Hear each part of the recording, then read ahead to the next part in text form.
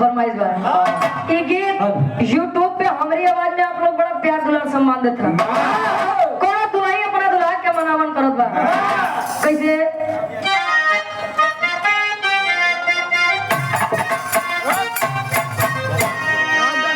राजा हो तो कैसे मनाई, राजा हो तो कैसे मनाई, राजा हो तो कैसे मनाई। और यहाँ फिर देख के गाजे जी दरवाजे पर बहुत प्यार गुलाब सम्मान दिए। सराय मोहना कटरा से आप गाजिए जी नमो बता दो भैया।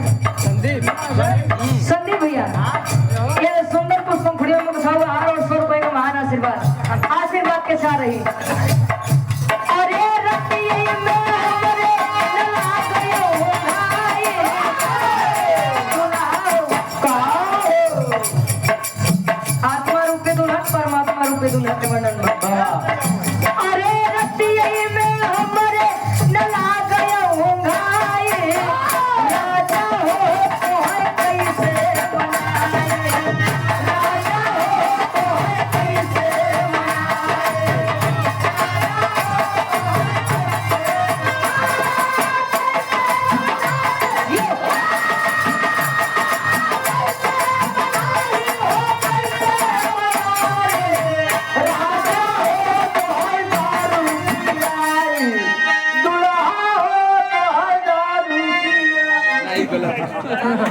दुनिया के दुल्हन सोचत है हमार दुल्हन ना सब पताई से दूर रहे। तोहर वाली पूछत है का यार लल्लक माई कैट बना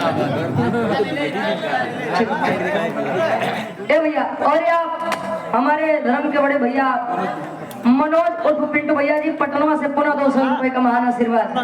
और इस भाव का सम्मान करते हुए धर्म के हमारे गाजी जी आप राजेंद्र यादव जी सुपर पुष्पम फुड़ियों में बता हुआ हार और 200 रुपए का महान आशीर्वाद आशीर्वाद के साथ रही। बिना फल पनवा तैयार गए जवानी,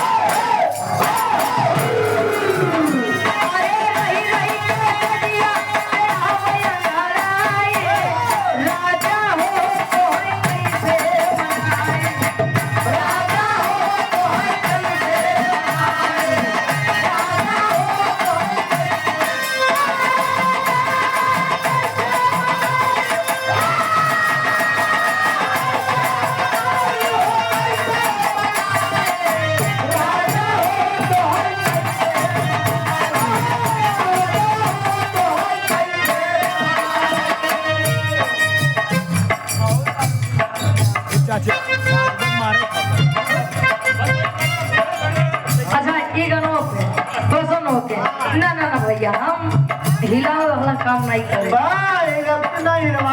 हाँ भैया हम मंच से रिकॉर्ड है हमारा, हम मंच से नाचे नहीं नचवाए भी थे। हाँ भैया आप गाजिया जी के द्वारा ढेर सारा नाम पुरस्कार आशीर्वाद के चाह रहे हैं।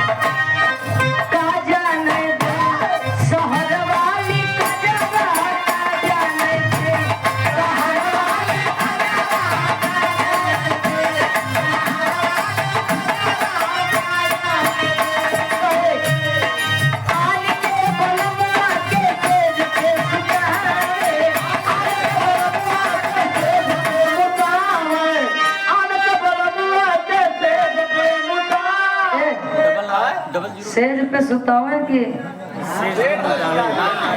भैया अन्यथा न ले जाए बात है। आज के मतलब जब लड़कियां छोट होते हैं अब मान लो जैसे तोहार लड़का है लल्ला है अबे छोटा है वो चाची खातिर उनका बेटवा है अबे तो बड़ी सेवा सत्कार करत है जब वो बड़ा हो गए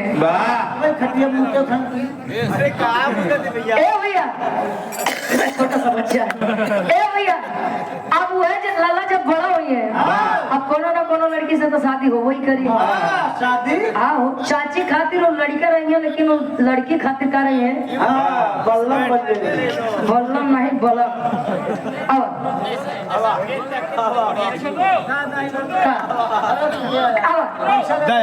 अबे वो समझाता तब अब आन के बलमुआ के तेज के सुतारे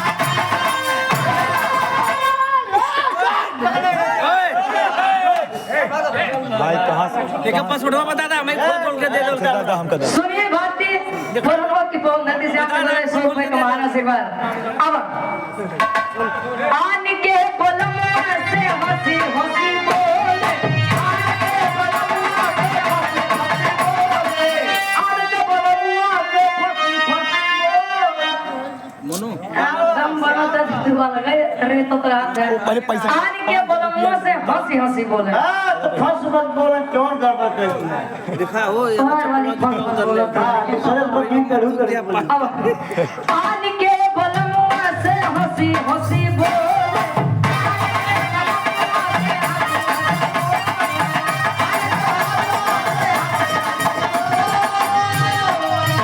अरे अपने बलम से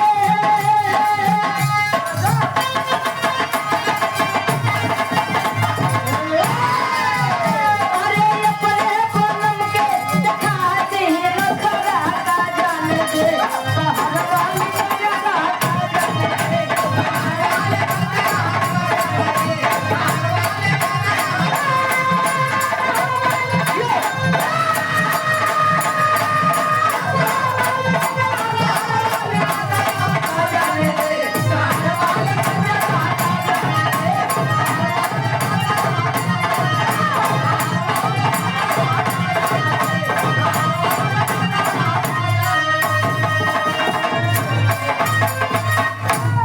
अरे जिया से यार राजा और आप बात है का पर्दा समाई ना मेरा को कल ये आई इलाहाबाद ए भैया